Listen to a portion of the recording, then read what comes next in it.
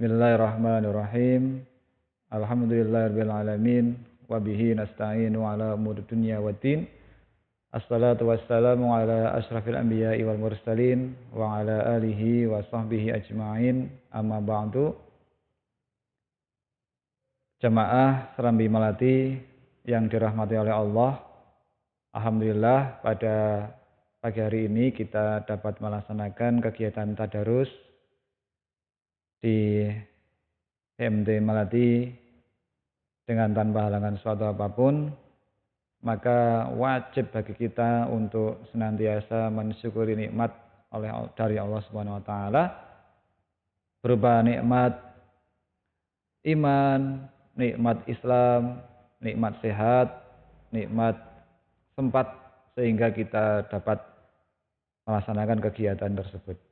Qala Allah Ta'ala fil Qur'anil Karim, a'udzu billahi minasyaitonir rajim.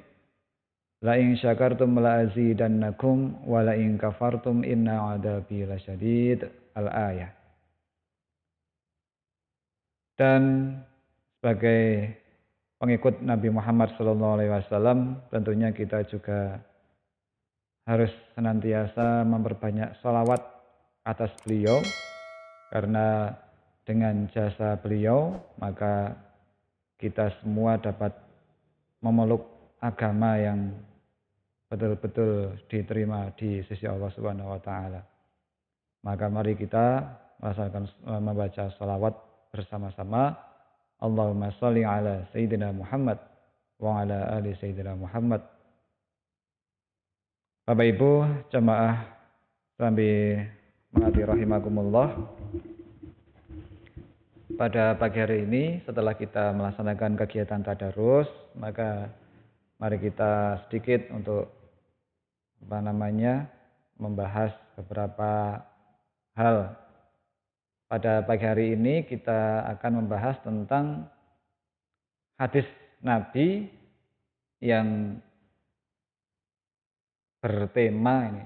Hadis Nabi yang memberitahukan kepada kita tentang beberapa golongan orang yang nanti akan mendapatkan lindungan, naungan dari Allah Subhanahu wa taala, di mana yang pada hari itu tidak ada naungan satupun kecuali naungan dari Allah. Hadisnya berbunyi, Bismillahirrahmanirrahim. An Abi Hurairah radhiyallahu anhu, 'an Nabi sallallahu alaihi wasallam qala, sab'atun yudhilluhumullahu fi dhillihi yauma la dhilla illa dhilluhu. Artinya 7 golongan ya, sab'atun. 7 golongan yang akan diberikan naungan oleh Allah yauma la dhilla illa dhilluhu. Pada hari di mana tidak ada satupun naungan kecuali naungan dari Allah Subhanahu wa taala.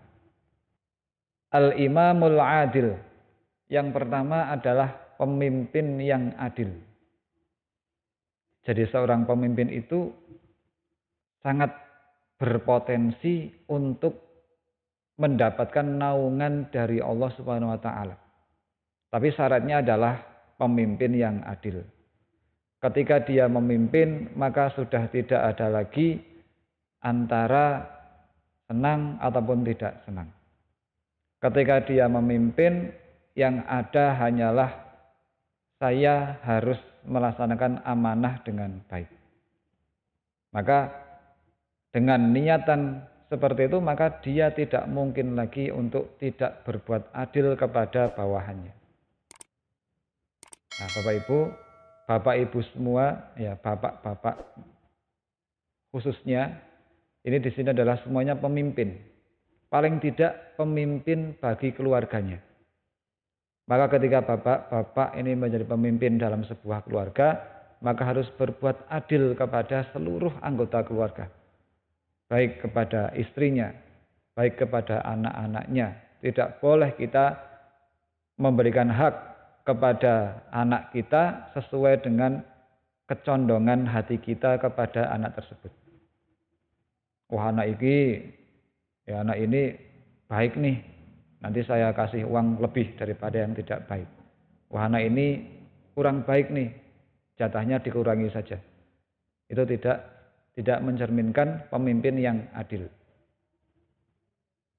Meskipun mau dalam memberikan hak kepada anak-anak, kita juga melihat keperluannya.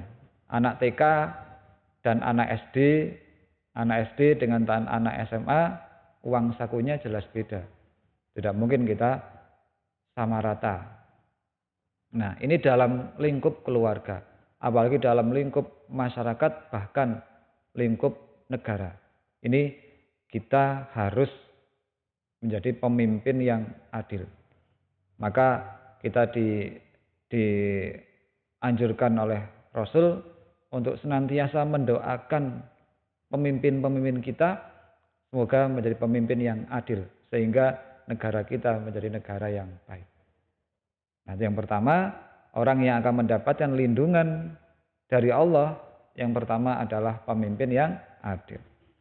Wasyabun nasya'a bi'ibadatillah. Yang kedua adalah seorang pemuda yang tumbuh dewasa pada ketaatan beribadah kepada Allah. Kenapa Rasul ini mengatakan pemuda? Karena seorang pemuda ini sama seperti mas-mas, mbak-mbak, apa namanya, karyawan BMT Melati ini banyak yang masih muda, banyak yang semangat. Ya, ini namanya anak muda itu masih semangat, masih ghirahnya itu masih tinggi dalam cinta kepada dunia. Karena mereka merasa masih panjang usianya. Nah, kalau tidak diimbangi dengan ketaatan kepada Allah, maka dia hanya akan menjadi seorang pemuda yang semangat dalam hal keduniawian. Ya, dalam berfoya-foya, dalam mencari uang untuk foya-foya, mencari uang dapat foya-foya. Nah, ini yang tidak pas. Maka seorang pemuda yang ia kejar adalah akhirat, maka ini yang lebih baik. Maka marilah kita ya selaku pemuda ini yang masih merasa muda, marilah kita berbuat yang lebih untuk akhirat kita. Maka ketika kita mencari uang, mencari nafkah, kemudian kita mendapatkan rezeki yang banyak, maka kita betul-betul gunakan untuk kebaikan. Kita harus tumbuh dewasa pada ketaatan kepada Allah.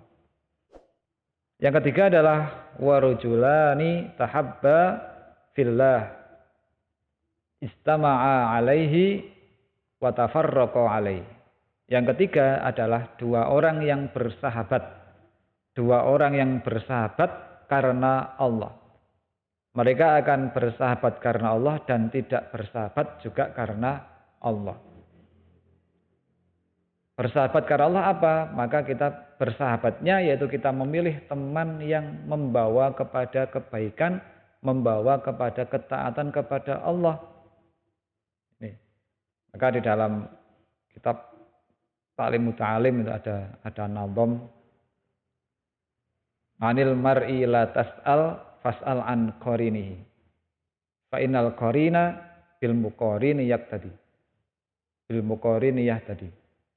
Jadi kalau kita ingin berteman, maka kita tidak perlu bertanya kepada teman tersebut, kamu tuh orangnya baik apa tidak? Kamu orangnya itu jelek apa tidak? Tidak. Tidak bisa kita tanya seperti itu. Kita tanyanya kepada siapa? Kepada temannya. Kira-kira temannya seperti apa? Ketika temannya baik, ya berarti anak tersebut insya Allah baik. Fa in kana dza syarrin fajanibhu sur'atan wa in kana dza khairin fasahibhu sur'atan. Ketika temannya itu jelek, maka cepat-cepat jauhi teman tersebut. Tetapi ketika temannya itu baik, maka cepat-cepat kita temani dia. Nah, ini adalah cara kita memilih seorang sahabat. Ya karena apa? Karena jika kita bersahabat karena Allah, maka insya Allah kita juga akan mendapatkan sisi positifnya. Nah, Bapak Ibu, itu adalah orang-orang yang akan mendapatkan naungan dari Allah ketika tidak ada naungan satupun kecuali naungan dari Allah Subhanahu wa taala.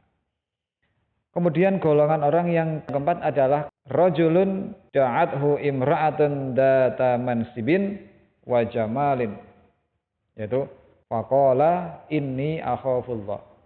Orang yang akan mendapatkan naungan dari Allah ketika dia diajak oleh seorang perempuan, ya, seorang laki-laki yang diajak oleh seorang perempuan yang kaya raya, yang cantik, yang mempunyai kedudukan, diajak untuk bermaksiat kepada Allah, maka laki-laki itu mengatakan inni akhafullah. Sungguh aku takut kepada Allah. Ini adalah orang yang akan mendapatkan naungan dari Allah.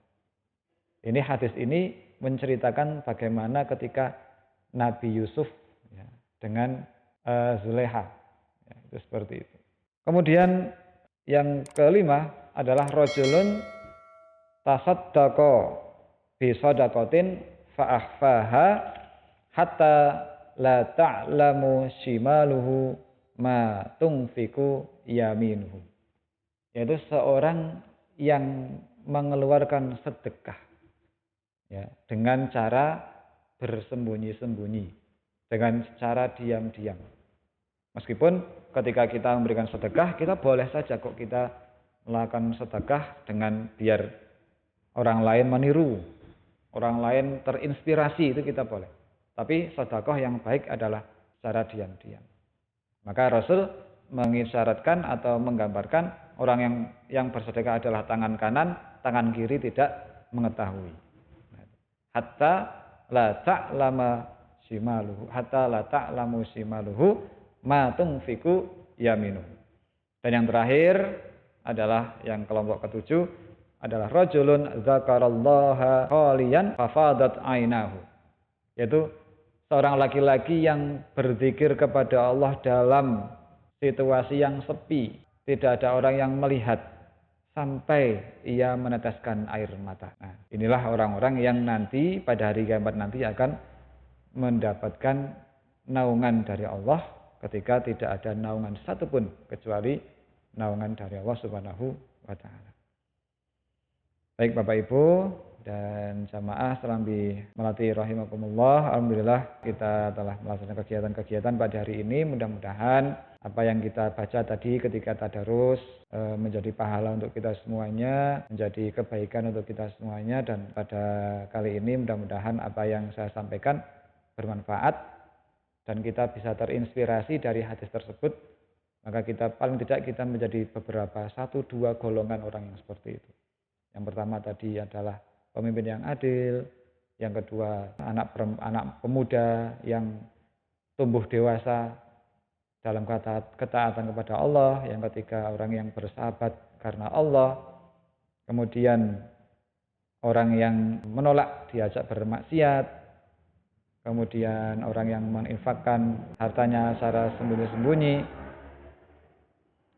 kemudian ada lagi orang laki-laki yang berzikir kepada Allah dalam suasana yang sepi, tidak ada seorang pun sampai dia mengeluarkan air mata. Baik, Bapak Ibu, terima kasih atas perhatiannya. Mohon maaf banyak kesalahan yang saya sampaikan, mungkin kurang lebihnya mohon maaf yang sebesar-besarnya. Wabillahi taufiq wal hidayah. Assalamualaikum warahmatullahi wabarakatuh.